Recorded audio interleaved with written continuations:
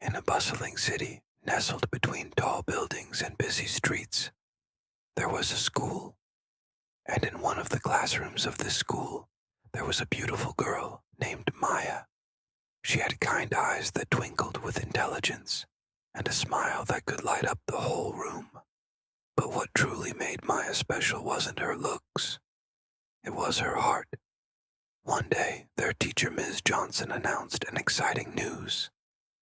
She said, "Class, we're going to elect a class leader for the week.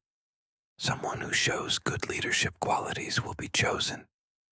The students were thrilled.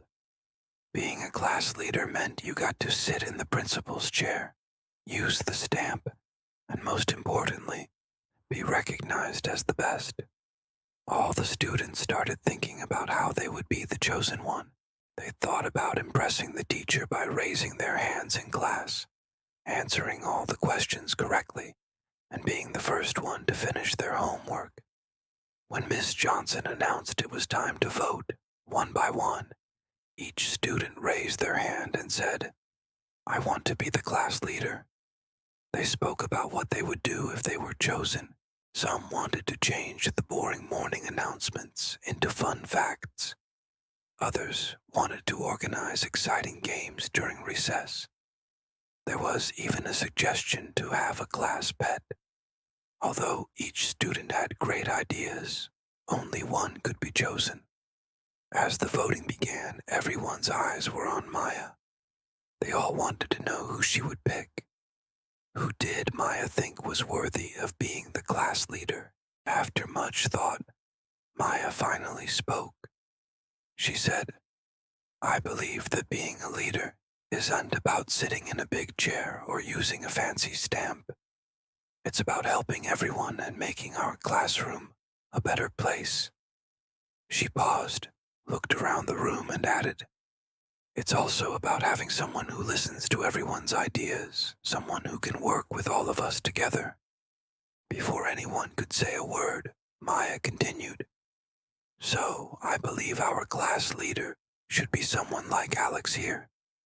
Everyone turned to look at Alex. He was known for his helpful nature. If anyone needed assistance with their project or had a question, he was always there to lend a hand or share his knowledge. Plus, he was a fantastic listener. Whenever someone had a problem, he would patiently listen and offer support. Alex was as surprised as everyone else. He hadn't expected to be nominated, and certainly not by Maya. Overwhelmed with gratitude, he thanked Maya for her kind words. The other students also expressed their agreement, nodding their heads in support of Alex. Ms. Johnson smiled, touched by Maya's thoughtful words. She explained that while the idea of being a class leader might seem appealing, the true essence of leadership lay in serving others and making a positive impact on the classroom community. She then asked the class if they agreed with Maya's perspective on what a class leader should be. The students responded with a resounding, "Yes, ma'am." And so Alex became the class leader for the week. He didn't change the morning announcements, but he did organize a very inclusive game during recess, where everyone participated. He also suggested class activities based on everyone's ideas, making sure no one's voice was left out. As for Maya, she continued to shine in her own way, helping everyone with a quiet strength and kindness that was her superpower. Though she didn't hold the title of class leader, her invisible crown shone brighter than any real one. Because real leadership, as Maya knew, didn't come from a position or a pretty bauble, but from the heart. From that day on, the students understood that true leadership wasn't about impressing the teacher or being the coolest kid in class. It was about making a difference, being a good friend, and lending a helping hand to those in need. And in their little corner of the bustling city, in that small classroom filled with big dreams, the children learned a valuable lesson about kindness, friendship, and the true meaning of leadership.